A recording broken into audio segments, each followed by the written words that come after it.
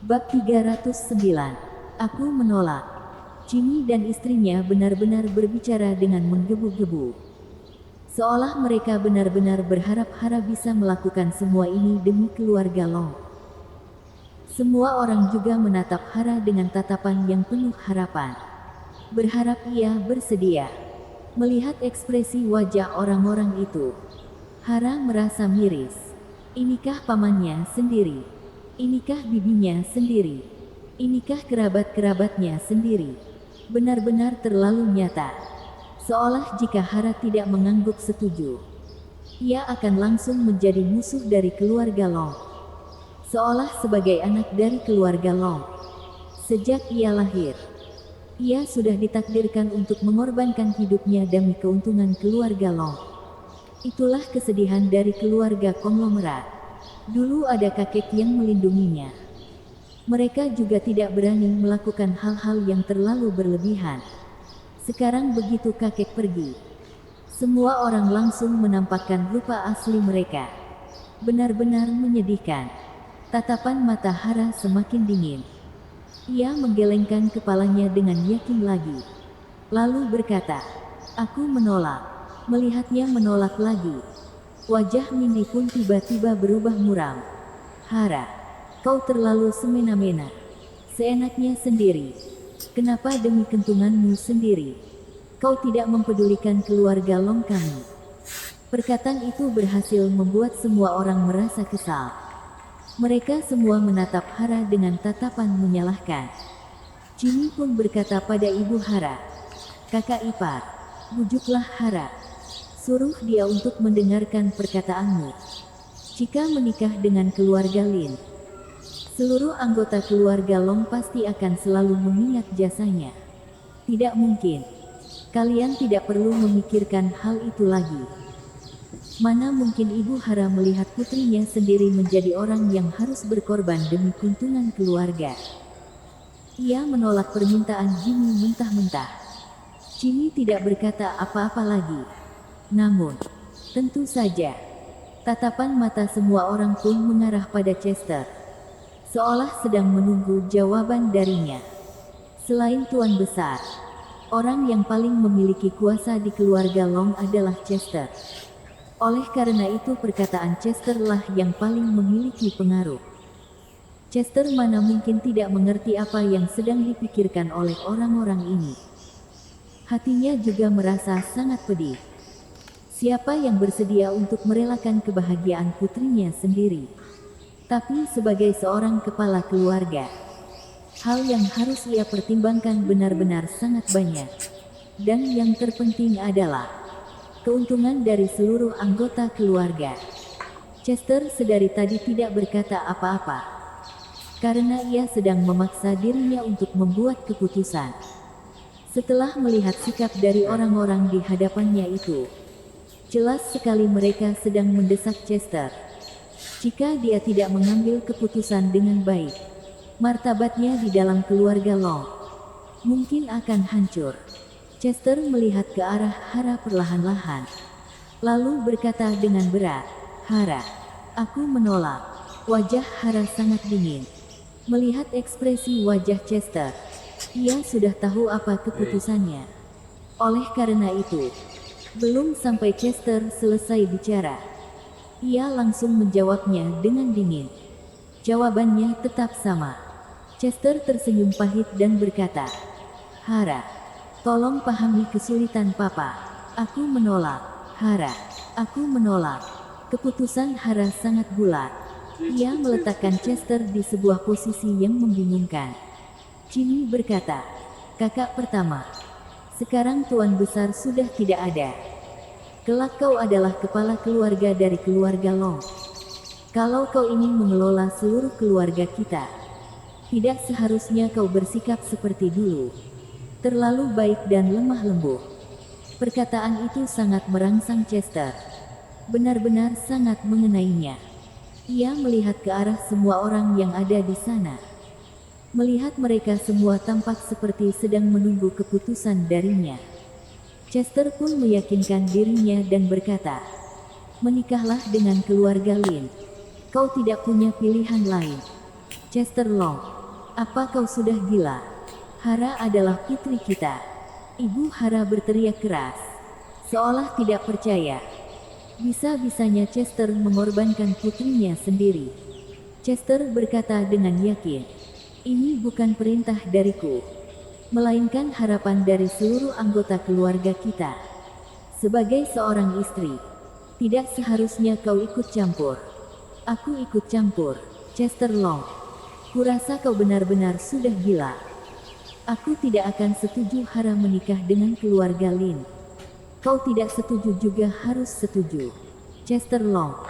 Dasar kau brengsek yang tidak punya hati. Mereka berdua bertengkar hebat, namun Hara malah sangat tenang. Ekspresi wajahnya datar, seolah masalah ini tidak ada hubungannya dengannya. Jimmy dan yang lainnya pun tersenyum lega.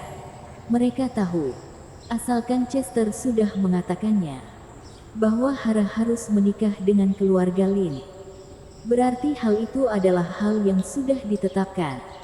Dilahirkan di keluarga konglomerat, tidak memiliki pilihan sendiri. Memang seperti itu. Tepat saat Chester dan istrinya bertengkar hebat sampai hampir tidak bisa tertolong lagi, tiba-tiba terdengar suara tepuk tangan yang kencang. Menarik, menarik sekali, Tuan Besar Long. Setelah mendengar semua kejadian ini, tidakkah seharusnya kau bangun untuk mengatakan pendapatmu? Orang yang tepuk tangan itu adalah Louis. Ia tampak sedang tersenyum menikmati kejadian yang sedang terjadi di hadapannya itu. Suasana di ruangan itu awalnya sangatlah menegangkan. Tapi Louis malah tepuk tangan dan tersenyum, membuat keluarga Long merasa tidak dihargai. Namun belum sampai mereka marah. Setelah mendengar perkataan Louis dengan jelas, mereka pun langsung tercengang di tempat. Tuan Besar Long mendengar semua kejadian ini. Tepat saat itu pula, Juan yang awalnya tidak berkutik sama sekali di atas ranjang, tiba-tiba duduk di atas ranjang. Ekspresi wajahnya sangat muram. Sebelumnya, ia memang sedang berpura-pura mati. Louis menjadi seorang pemain sampingan sesaat. Energi sejati yang ia masukkan di jantung Juan sebelumnya hanya menahan detak jantung dan nafas Juan sementara, membuat orang-orang mengira bahwa dia sudah mati. Detak jantung dan nafas Juan meskipun sudah berhenti, tapi pendengarannya masih ada. Adegan itu mereka mainkan dengan sangat berhasil. Tapi akhir dari cerita ini, Juan sangat tidak puas. Ia pura-pura mati karena ingin menguji anggota-anggota keluarga Long. Setelah ia meninggal, apakah yang akan mereka lakukan? Namun akhirnya, orang-orang ini malah berunding sembarangan dan menyalahkan kematiannya pada Louis. Lalu mereka juak mengusulkan untuk mengajak musuhnya, Kaisar Naga Putih, untuk bekerja sama. Dan yang paling membuat Juan kecewa adalah mereka bahkan ingin membuat cucu kesayangannya mengorbankan dirinya, dan berkata bahwa inilah cara yang paling baik untuk membalas kebaikannya pada sang cucu. Sial, Juan tidak hanya satu kali mengumpat dalam hatinya. Sejak awal ia sudah ingin bangun untuk menamparkan mulut-mulut mereka semua. Namun ia sayang, energi sejati Louis itu terus menahannya. Sampai akhirnya semua sudah berakhir. Barulah setelah itu tubuh Juan dapat bergerak kembali. Bersambung. Bab 310. Keputusan Hara Long. Mati suri. Melihat Juan tiba-tiba terduduk, ditambah dengan ekspresi wajah muramnya, jantung para anggota keluarga Long pun berdetak kencang. Dasar sampah tidak berbakti. Juan sudah menyimpan kemarahannya sejak tadi. Begitu mendengar ada orang yang mengatainya mati suri, ia semakin marah lagi. Dengan murka ia memaki, "Ya, kalaupun aku mati suri, aku juga akan membawa kalian para sampah tidak berbakti ini bersamaku ke neraka." Duk. Seketika kaki Mindy pun terasa lemas. Ia berlutut di atas lantai dan berkata dengan ketakutan, "Pak, istirahatlah dengan tenang. Jangan melompat-lompat lagi. Aku ini juga memikirkan masa depan keluarga Long. Oleh karena itu mengusulkan Hara untuk menikah dengan keluarga Lin. Kalau bukan karena khawatir akan keluarga Long, mana mungkin aku tega melihat Hara bersedih. Bagaimanapun aku juga adalah bibi Hara. Plak. Mindy masih sedang berbicara. Jimmy tiba-tiba langsung menamparnya. Dengan marah ia berkata, "Tutup mulutmu itu. Papa masih belum meninggal. Mati suri apanya? Bukan mati suri." Mindy tercengang sejenak, lalu langsung tersadar. Chester maju ke depan dengan penuh semangat dan berkata, "Pak, ternyata kau masih hidup. Baguslah kalau begitu. Apa yang kau lakukan tadi hampir saja membuat kita semua ketakutan setengah mati." Ketakutan setengah mati. Huh, bukankah kau sangat berwibawa tadi? Juan berkata kesal. Untung saja Tuan Lu telah menyembuhkan penyakitku. Kalau aku benar-benar mati, dan keluarga Long jatuh ke tanganmu, aku tidak akan bisa mati dengan tenang. Chester tahu apa maksud ayahnya. Ia tersenyum pahit dan berkata, "Pak, aku tahu kau menyayangi Hara. Aku juga sangat menyayanginya. Tapi benar-benar sudah tidak ada cara lain lagi. Oleh karena itu aku terpaksa melakukannya." Lalu, Chester melihat ke arah Hara. Dengan perasaan bersalah ia berkata, "Hara, jangan salahkan Papa. Tadi Papa benar-benar hilaf." Wajah Hara tampak dingin. Tatapan matanya sama sekali tidak bergejolak. Chester tahu tindakannya tadi benar-benar telah menyakiti hati Hara. Melihatnya tidak menjawab, ia hanya bisa menghela nafasnya. Tiba-tiba, Juan melambaikan tangannya pada Jimmy dan berkata, "Kemarilah." Jimmy mengira ayahnya ingin memberitahunya sesuatu. Oleh karena itu ia segera berjalan ke samping ranjang ayahnya. Namun belum sampai ia berdiri dengan baik, tiba-tiba Juan langsung melompat dari ranjangnya dan menamparnya dengan keras. "Tadi kau kan yang bersikap tidak sopan terhadap Tuan Lu."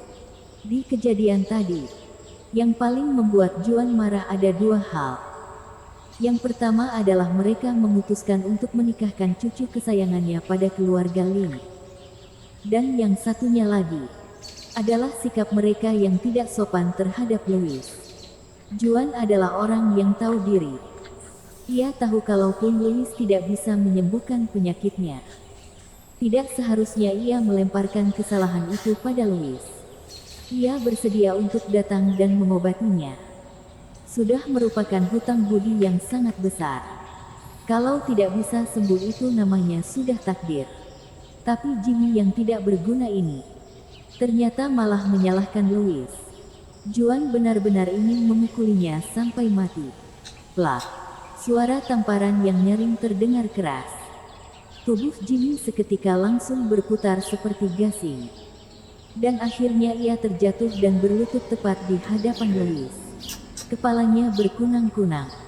Jimmy menggeleng-gelengkan kepalanya dan tersadar dari tamparan ayahnya itu. Ia langsung bersujud di kaki Louis dan berkata, "Tuan Lu, tadi aku bersikap tidak sopan. Aku tidak tahu Anda sudah menyembuhkan. Salah. Entah Anda berhasil menyembuhkan ayahku atau tidak. Tidak seharusnya aku menyalahkan Anda. Harap Anda memaafkan ketidaksopananku tadi." Chester juga berkata dengan tulus, "Tuan Lu, sebelumnya aku juga sudah terlalu impulsif. Mohon maafkan aku." Louis sama sekali tidak melihat mereka.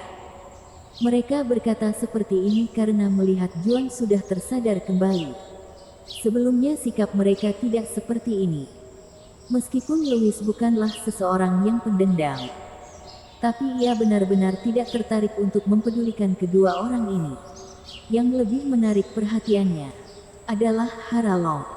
Louis masih belum lama mengenal Hara. Tidak begitu mengenal bagaimana sifatnya. Namun dalam waktu yang singkat tadi, Louis dapat merasakan dengan jelas bahwa Hara sudah berubah. Terkadang, perkembangan seseorang hanya terjadi dalam sekejap mata saja. Mungkin sikap anggota-anggota keluarga Long tadi, termasuk Chester, sudah membuat hati Hara mengalami perubahan, atau bisa dibilang bermetamorfosis. Louis menatap Hara dengan penasaran. Masalah ini akan membuatnya berkembang menjadi seperti apa? Dan tebakan Louis benar.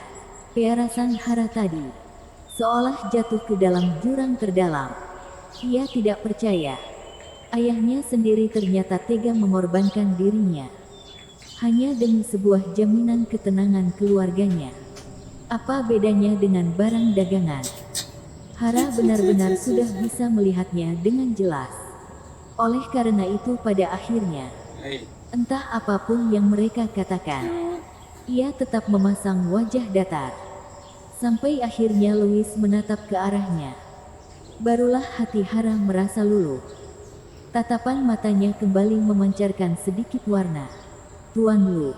Hara tiba-tiba melangkahkan kakinya, berjalan ke hadapan Louis. Lalu berkata, "Maaf Hara lancang. Ada satu permohonan yang ingin kukatakan padamu." Louis menatapnya dengan penasaran. "Silakan katakan. Bisakah Anda membantuku untuk memohon pada Dewi Feli? Aku ingin masuk ke institusi bela diri ibu kota." Institusi bela diri ibu kota juga disebut sebagai basecamp pelatihan bakat aliansi bela diri. Banyak sekali orang-orang yang berharap mereka dapat masuk ke dalam. Karena asalkan mereka bisa masuk, para konglomerat di ibu kota pasti tidak akan berani membuat masalah dengan mereka. Karena guru-guru yang mengajar di institusi bela diri ibu kota, di aliansi bela diri, hanya menumpang nama saja. Siapa yang berani membuat masalah dengan murid mereka? Guru Dewi Feli, Yuna Yin, adalah dekan institusi bela diri ibu kota saat ini. Dan Dewi Feli adalah murid yang paling dibanggakan oleh Yuna. Kalau dia yang mengatakannya, pasti masuk untuk belajar di sana bukanlah sebuah masalah yang sulit. Hara berkata, "Aku tahu aku sudah melewati usia kultivator bela diri yang terbaik. Tapi harap Tuan Lu percaya.